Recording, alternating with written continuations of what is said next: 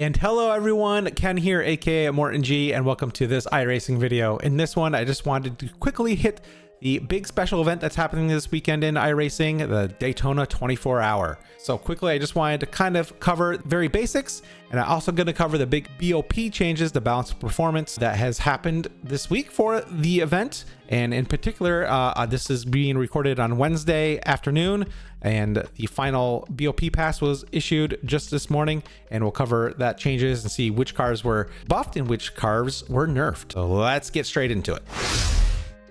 All right, so here we are. Here's just some of the basics. Of course, it's happening this weekend on Friday the 17th all the way through the 19th.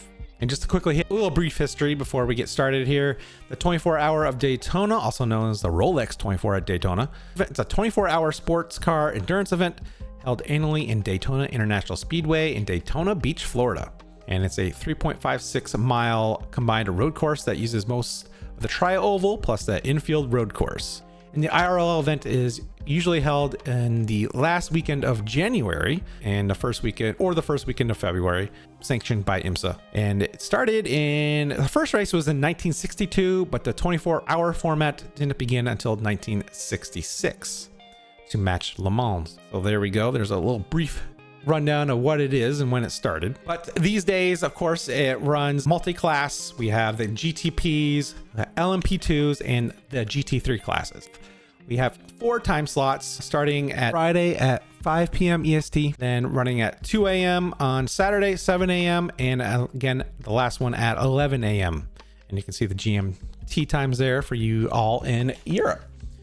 And then as far as the session info goes, you're going to have a 30-minute warm-up, and this is kind of different compared to when you just do a regular racing. You have like a 3-minute practice, but in these special sessions events, you get a 30-minute practice basically.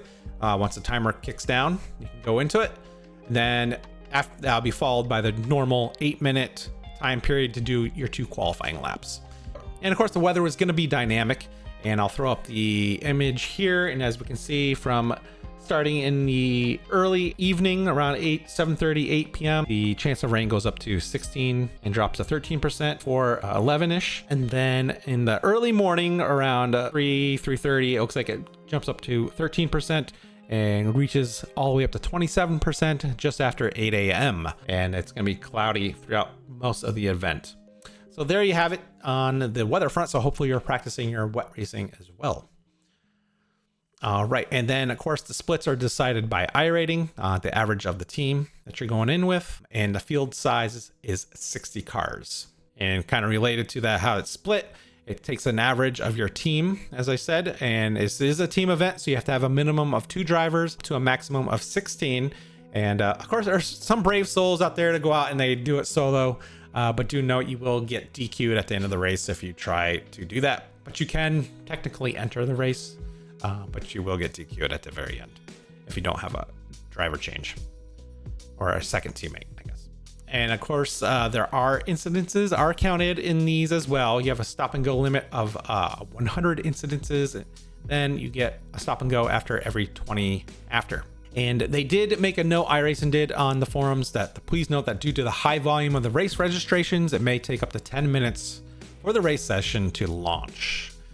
So the past couple of years, it's been really clean. I know the first year I got into iRacing, actually, I think must have been, it was during COVID, during 2020, 2021, somewhere in there. I think it was, this event got slammed and there were huge issues. And but since then, it seems that iRacing has kind of mastered how to handle these big special events. And I know it went cleanly last year, and hopefully it'll be cleanly this year and no controversies, as they've been locking down on a lot of the things that people can do to cheat. Of course, one of the recent updates, not the last patch, but the patch before, you can actually review people's qualifying laps. That's where people are kind of taking advantage sometimes, like going down on the apron, etc. And so that kind of stuff can be looked at with more scrutiny these going forward. So hopefully we'll have some nice, clean racing. And I'm looking at you, Williams Racing Team. All right, next slide. All right, now let's kind of get onto the meat and potatoes here of the video, the balance of performance changes that everyone is kind of up in arms, or in a good or negative way, but everyone has an interest kind of in the balance of performance. And if you're not aware, that's just a adjustments to the car. Usually how iRacing does it is making a power adjustments and fuel adjustments. And these settings are applied to IMSA, the official races throughout the week. So you can test them out yourself, even if you're not doing the full race. And as we can see, so they did an initial adjustment on Tuesday, I believe it was, when the new week began. And I put those figures in on the first two columns, and then they just did the final adjustment this morning, and you can see those adjustments there in the second column. And then I made a third column, and I kind of highlighted which cars got nerfed in red and what particular part of it got nerfed. Was it the fuel or the power adjustment? And then in green is the cars that got buffed. And as we can see here, the Acura and Ferrari for the GTP cars got a slight nerf. And then the Cadillac got buffed while the BMW and Porsche remained unchanged. And then for the GT3 cars, the Acura, Audi, I take that back. So I'll just go through the ones. The Acura did get a buff, but it also got nerfed on the fuel by 1%. So that's going to be interesting. That's probably not something you're going to see in like the IMSA difference, but in a long endurance race, a 24-hour race, having that difference in fuel, we'll see how that affects anything. But then the Audi, BMW, and Porsche 911 both all got buffed on the power adjustment, getting slight increases, while the Chevy Corvette, which was dominating early in the week here at IMSA, got the biggest nerf, getting a 0.75% decrease, further decrease in power. Then the Ferrari, McLaren, and the Mercedes also got decreases, with the Mercedes getting hit also on the fuel as well as the power adjustment. And yeah, so we'll kind of put this into a visual graph here in a second, and we'll talk about it further. So let's go take a look at that. So here's that graphic. So if you go back into my VODs back in, not last year, the year before, I used to do a ton of balance of performance videos on the GT3 class, all the classes, GT4, GT3, TCRs. And I would get my reports here, as you see here, from iRacing Reports. And I'll have a link at the very end slide where you can go check it out. They have a Discord, and they have a bot that runs. You can just put in your own queries and get these charts and information every week on every series, basically. So I highly recommend you go check that out. So these are graphs. I have one here for the GTP first, and then I have one for the GT3 class. And I pulled these reports earlier, just a few minutes ago when I was making this video, which is Wednesday afternoon here.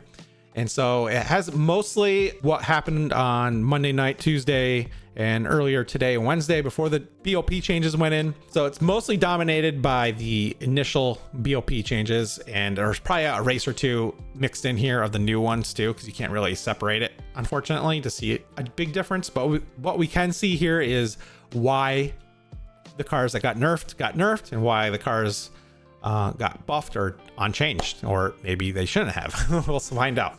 So yeah, here we have the GTP plotting.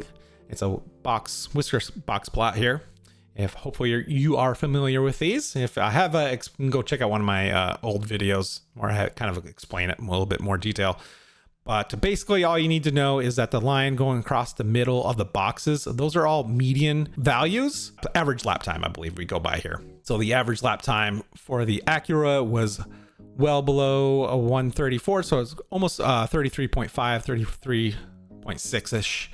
And then similar to the Ferrari, then the other cars, that median then jumped up to closer to 134.6. So almost a second difference there. So you can see why those two cars got those power nerfs and fuel nerfs. And then you can kind of see over on the Cadillac why that got buffed. But what's interesting is they left the BMW and Porsche alone. The Porsche, you can see the median is a little bit lower, and that's what I go by. The dot there is the averages, so you can take whatever one you feel more comfortable relying on. For me personally, it's a median, and we can see that the Cadillac was kind of mid, but the BMW had a lot of more variability, so maybe that's why they felt they didn't need to nerf it as much. Could be setup things going on here, who knows. There's like a lot of things at play, but it is interesting to note there's only 29 at the time of this graph. There were only 29 samples taken, where all the other cars had over 100 plus, almost 200 in some cases. So that could be why there's a little bit more variability here and it hasn't tightened up like the other boxes. So it is interesting that they didn't change anything on the BMW, but they definitely needed to. So basically all they try to do is just trying to make the Acura and Ferrari closer to the other three cars. And kind of interesting that they buffed the Cadillac then to do that. All right, but that's the GTPs. Let me know what you think in the comments down below on the GTP balance of performance changes.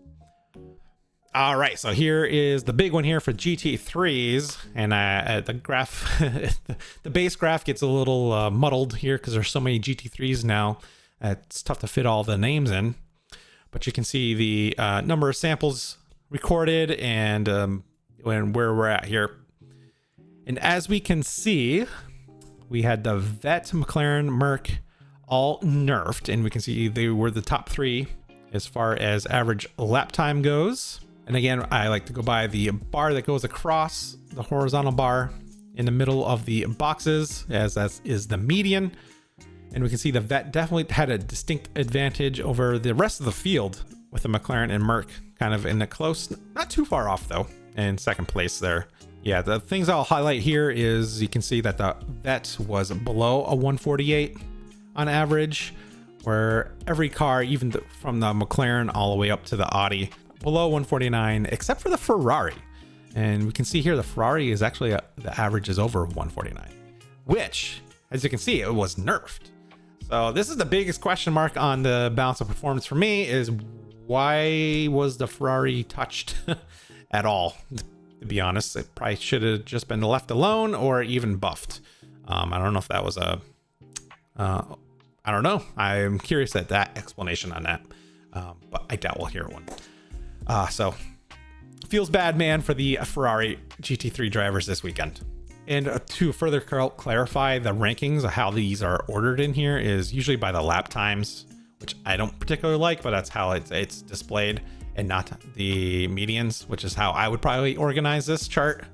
So that's why the Acura kind of jumps, but that would also be, it's actually a lot closer to how the Vet raced on the median time frame. So you can see why that got slightly nerfed, but it also got slightly buffed. So it'd be interesting to see how that's going to play out on that.